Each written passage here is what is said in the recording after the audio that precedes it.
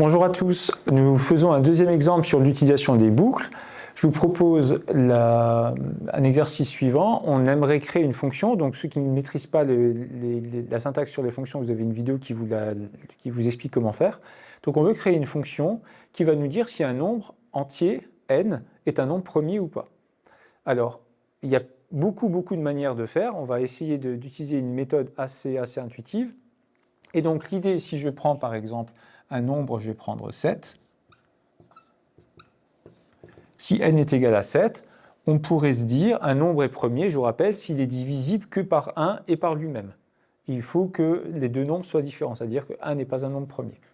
Donc, pour ça, il faut vérifier que le nombre n'est pas divisible par tous les entiers compris entre 2 et l'entier lui-même moins 1. C'est-à-dire, nous, on va pouvoir écrire tous les nombres entiers entre 1 et 7. On sait que 1 va diviser 7 et que 7 va diviser 7. Ça, c'est une évidence pour tous les nombres, que je prenne 7 ou que je prenne un autre nombre, peu importe.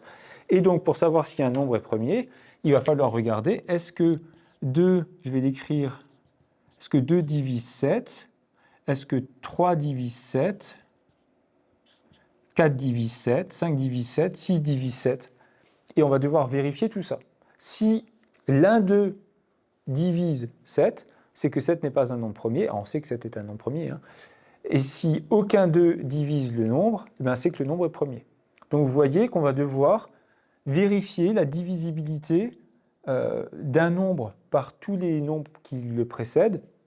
Et donc c'est là que vous pourriez dire, tiens, il y a une même action qui se répète, même si je dois vérifier que 7 est divisible, s'il est divisible par 2 ou par 3 ou par 4, vous pourriez dire que ce n'est pas tout à fait la même instruction comme le premier exemple de cette leçon et dire finalement ça ne va peut-être pas fonctionner, mais si, parce que justement on a notre compteur de boucles qui va nous aider et qui va nous permettre d'adapter notre instruction à exactement ce que l'on souhaite.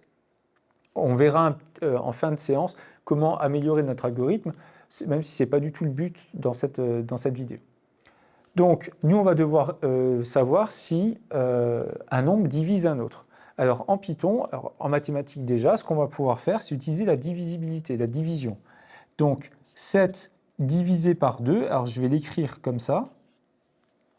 7 divisé par 2, ça va nous donner normalement 3,5.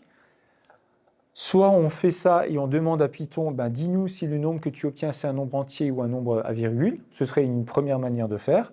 Autre possibilité, c'est utiliser le double slash. Ce n'est pas parallèle, ça veut dire la division entière. Et ça va nous donner 3. Dans 7, combien de fois je peux mettre 2? Je peux le mettre 3 fois. Il va rester quelque chose.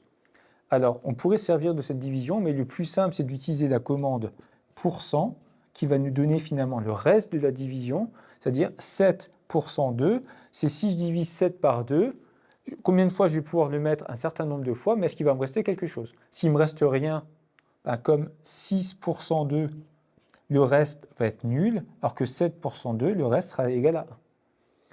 Et donc, cette commande-là, si finalement je fais un nombre % à un autre, et que je tombe sur 0, c'est que le deuxième nombre divise le premier. Or, c'est exactement ce que je veux savoir. Moi, je veux savoir si les nombres plus petits que 7, ou qu'un n quelconque, divisent ce nombre. Donc, je vais utiliser cette commande, le %, pour le reste de la division euclidienne.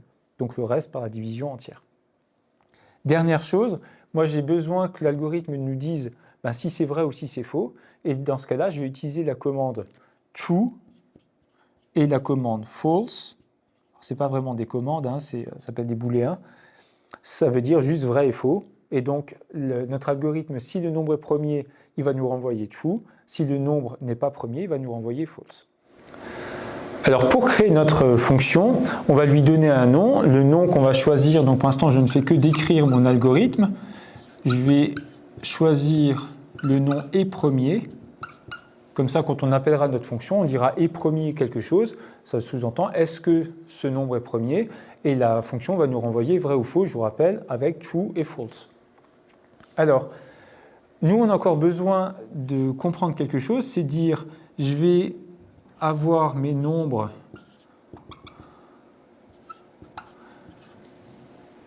de 1 à n. Je sais que pour tester la primalité, j'ai besoin de tester les choses pour les nombres de 2 à n-1. Et donc, première chose, c'est que ma boucle, mon indice de boucle,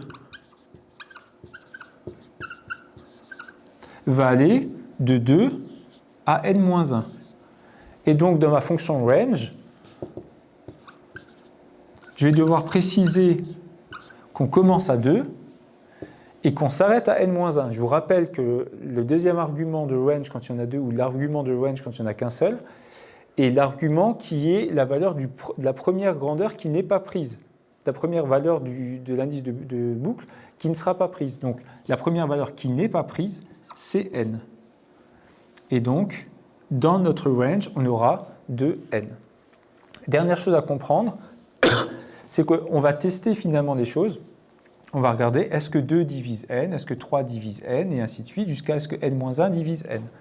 Et si aucun de ceux-là divise n, c'est que notre nombre est premier. Donc en fait, on va tester. Dès que l'un d'eux va diviser n, eh bien, on va pouvoir dire que notre réponse est fausse. Et donc on va avoir un argument, une variable qu'on va appeler réponse, qui au début va être vrai, je l'écris comme ça, vous allez voir le code dans une minute, et si notre compteur i, c'est-à-dire qu'il va aller de 2 à n-1, si i divise n, alors c'est que notre réponse est fausse. Donc, réponse fausse, je vais écrire fausse. Alors, on peut largement améliorer cet algorithme, je vais en parler un petit peu plus tard. Des algorithmes sur les nombres premiers, il y en a plein qui sont plus ou moins efficaces. Les plus naturels, souvent, ne sont pas très efficaces. Et il a vraiment fallu réfléchir pour trouver de nouvelles astuces. Si on réfléchit un petit peu à ce qui va se passer ici, peut-être que 2 va diviser n, peut-être que 5 va diviser n. D'ailleurs, si n vaut 10, ce sera le cas pour 2 et pour 5. Et du coup, à chaque fois, à réponse, on va lui associer la valeur fausse. Sachant qu'on sait déjà la première fois que le nombre ne sera pas un nombre premier, et du coup on continue pour rien. Donc ça on va pouvoir améliorer, on reviendra sur ça sur notre prochaine vidéo sur les boucles while. Donc ce sera adapté pour pouvoir éviter le fait que l'on continue à faire des tests pour rien. On va voir qu'il y a un deuxième argument qui permettra de gagner du temps aussi. Donc je vous propose finalement notre code. Le nom de la fonction est premier, le mot-clé def pour les fonctions. Le paramètre, nous, on n'a qu'un seul paramètre, c'est n. Notre réponse, on l'affecte à true. Notre boucle, elle commence de 2 à n pour que i aille de 2 à n-1. Et ensuite, on va tester, est-ce que la division de n par i admet comme reste 0? C'est-à-dire, ça signifie si i divise n. Et si i divise n, ben c'est que le nombre n'est pas un nombre premier, donc on va pouvoir répondre le mot-code, le mot-clé, le booléen false.